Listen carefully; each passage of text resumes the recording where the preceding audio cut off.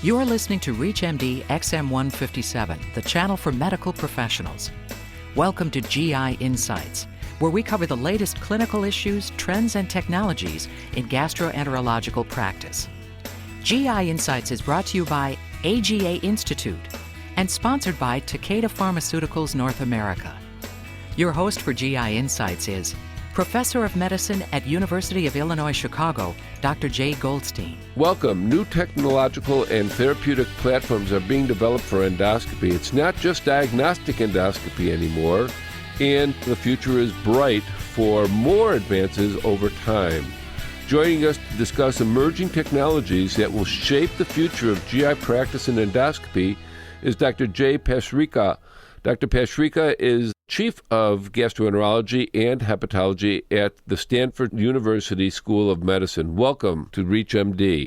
What are the most important developments that are occurring now in therapeutic endoscopy, and what's the future hold for us? Thanks, Jay. This is an exciting time to be in gastroenterology and gastrointestinal therapy. Perhaps the most exciting recent development has been the area of NOTES, which is an acronym for Natural Orifice Transluminal Endoscopic Surgery, in which the endoscopist or the surgeon actually breaches the wall of a GI or other visceral organ and enters the peritoneal cavity from inside instead of an incision from on the skin. Well, that's kind of an interesting thought, because in the past we never wanted to breach the gastric wall, did we? That's right. That was a age-old dogma. When you and I were fellows, we were taught that as a thing to avoid at all costs. Yes.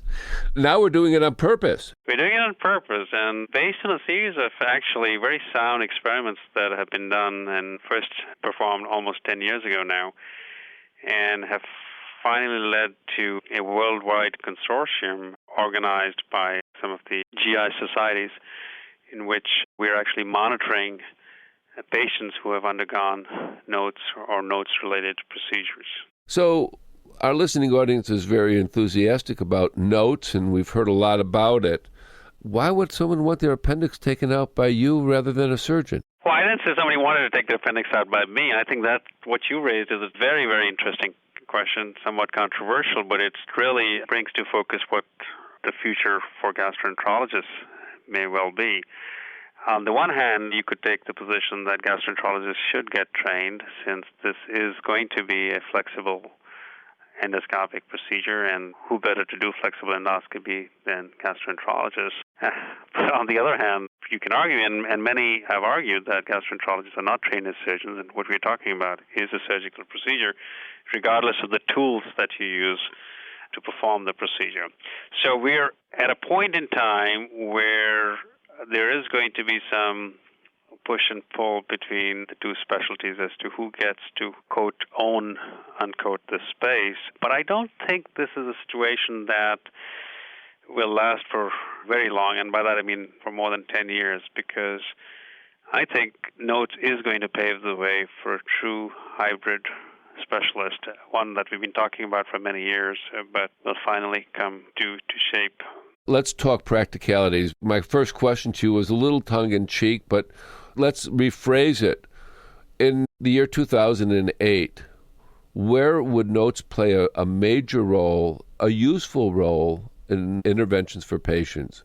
Liver biopsies, lymph node biopsies, where are people using this most commonly? The killer application for NOTES, which is of course a completely wrong term to use in this setting, is not known. What we don't know, or we haven't proven yet, is that NOTES offers any real advantage over conventional laparoscopic surgery, other than the obvious one, which is cosmetic.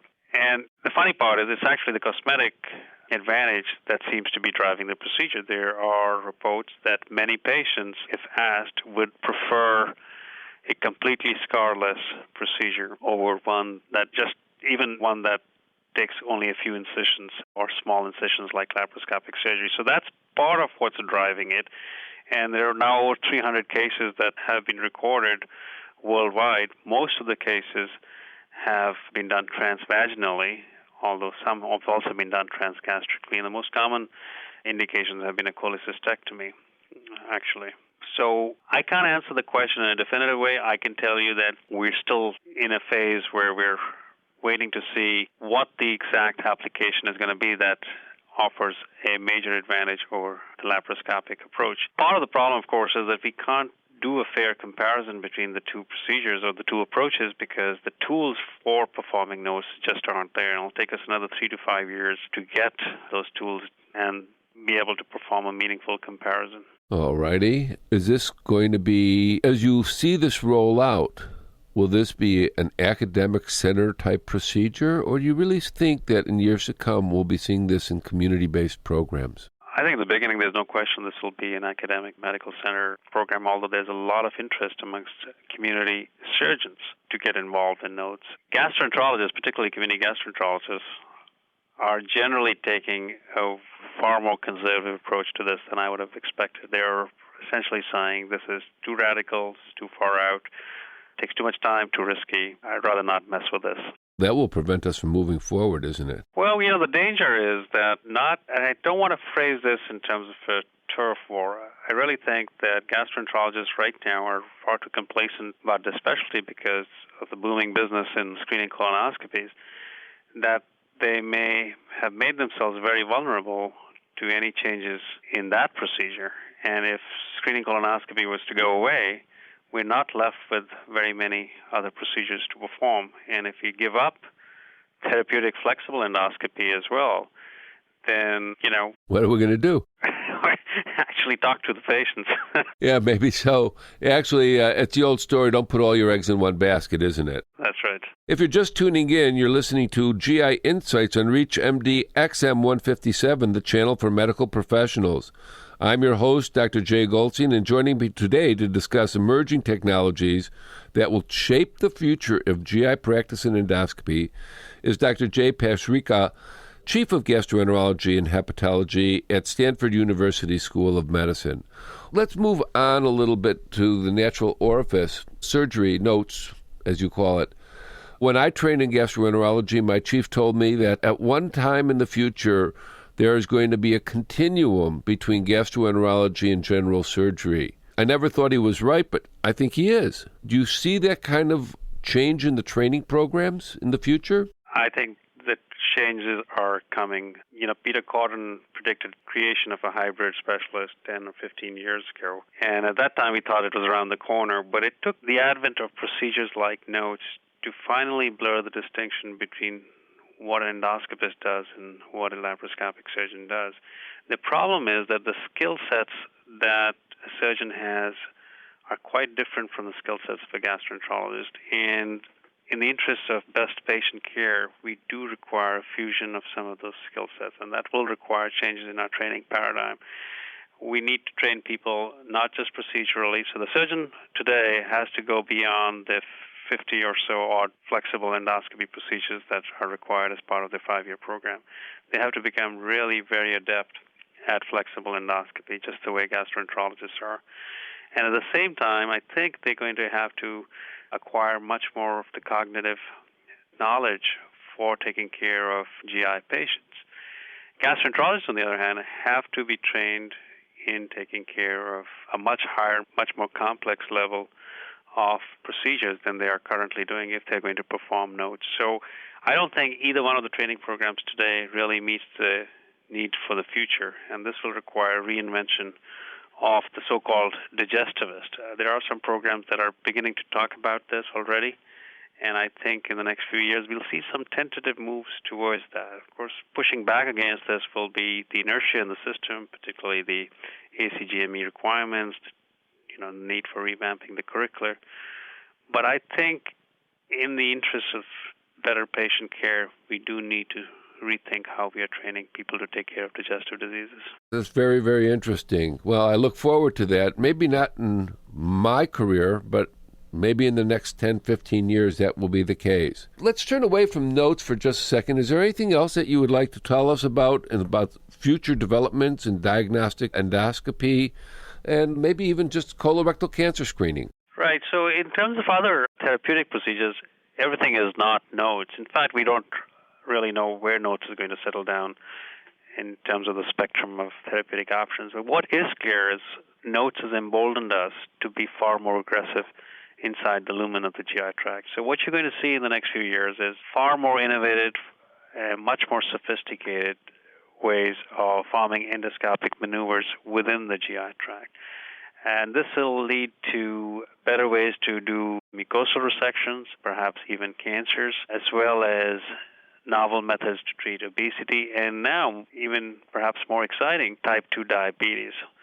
So there's going to be a whole new range of therapeutic procedures that will be amenable to flexible endoscopy, even if you stay within the lumen. With regard to your other question, as far as diagnostic procedures are concerned, as you know, there's been a huge amount of innovation in optical imaging and adding dimension to conventional endoscopy.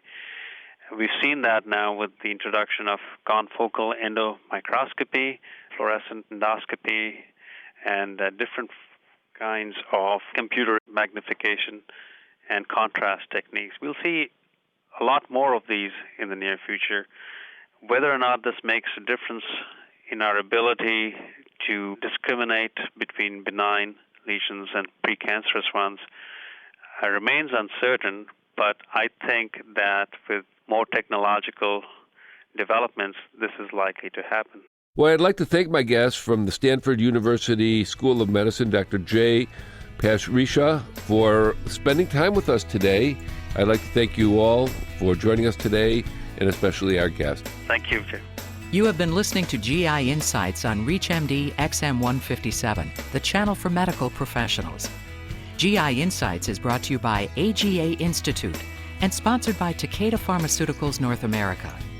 For additional information on this program and on-demand podcasts, visit us at reachmd.com and use promo code AGA. Takeda Pharmaceuticals North America is proud to sponsor this important and quality programming for ReachMD listeners. Takeda does not control the editorial content of this broadcast. The views expressed are solely those of the guests who are selected by the AGA Institute. Based in Deerfield, Illinois, Takeda Pharmaceuticals North America is a wholly owned subsidiary of Takeda Pharmaceutical Company Limited, the largest pharmaceutical company in Japan. In the United States, Takeda markets products for diabetes, insomnia, wakefulness, and gastroenterology, and is developing products in the areas of diabetes, cardiovascular disease, and other conditions. Takeda is committed to striving toward better health for individuals and progress in medicine by developing superior pharmaceutical products. To learn more about the company and its products, visit www.tpna.com.